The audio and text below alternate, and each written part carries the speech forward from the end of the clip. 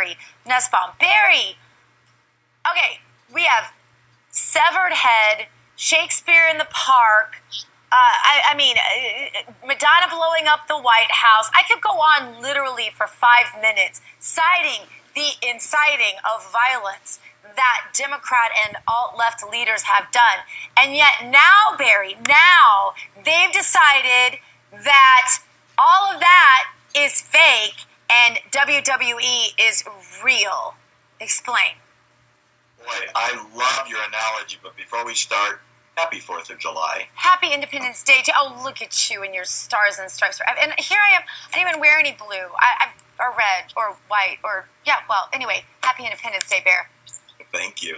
I find it astoundingly disingenuous that a goofy, tongue-in-cheek video, which is done for comedic effect, is suddenly taken seriously, and the same media outlets that said nothing about Kathy Griffith, that said nothing about killing Donald Trump every night in Central Park, that said nothing when Snoop Dogg wrote his lyrics about, and the video about shooting Trump. Right. With famous celebrities like Johnny Depp can fantasize about killing the president, or Madonna can fantasize about killing the president, and that's free speech. And it's said, by the way, quite seriously, and the message is quite real. And a goofy video from, a decade ago that somebody made to put CNN on Vince McMahon's face is suddenly an incitement to violence. If anything, it calls out the hypocrisy of mainstream media. In other words, that which fits the narrative, especially on CNN and MSNBC, is broadcast as real and truthful, even if they make it up. And that which doesn't fit the narrative just gets ignored and doesn't get reported as if it doesn't exist. Yeah, but I guess you can't expect the stiff-lipped white tablecloth elites in the media in Washington, D.C.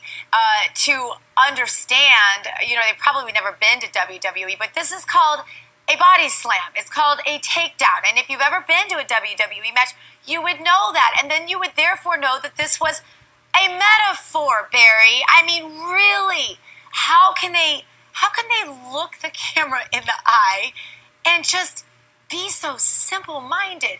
And here's the other thing, Barry. How do they not realize that this is all about Trump providing a dog and pony show for them to keep them distracted while he gets actual work done? The interesting comment about that, Dr. G, is that Donald Trump is the all-time genius at controlling the story every single day. He creates news by declaring XYZ to be the story of the day, and whether he's liked or hated or somewhere in between, he is the story. There has never been in the history of the United States, with the exception of a couple of days, say, when there's a tragedy like Pearl Harbor or 9/11, where a president becomes the news. In our case, Donald Trump has been the news since Inauguration Day, day in and day out. And the question is, how is the media going to respond?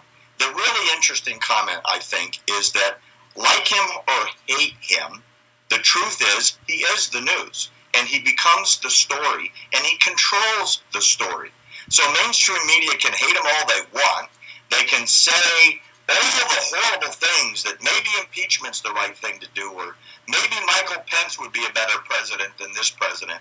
But the fact is, Donald Trump is the news, remains the news, and probably will continue to be for the remainder of his term in office. Barry, how should the media respond to stuff like this? Because, there's got to be some way that the media can dig themselves out of this hole. Ideally for the media, if you were advising them, what would you tell them? Because they're constantly negative, and when you're constantly negative, you are never, ever going to be taken seriously then with the next negative thing you say. You've got to be positive sometimes. Trump even tweeted about that just today, that at some point they're going to have to cover the fact that the stock market is again at an all-time high, that unemployment is down, that illegal immigration is down, that crime is going to go down under this president, that business is going to explode under this president, and they're going to have to discuss those things, aren't they? Yeah, and I don't think, to answer your question, they're going to come around. Look, the CNN story, the story about CNN, I should say, that's been released and quite effectively reported on online about CNN producers being instructed to ignore the facts and create a story about Russia, or the fake CNN story that came out of London where they showed thousands of jihadi protesters who were the mothers against Islamic terror, even though there was no such thing. Those stories are never going to get in the news because they don't fit mainstream media narrative.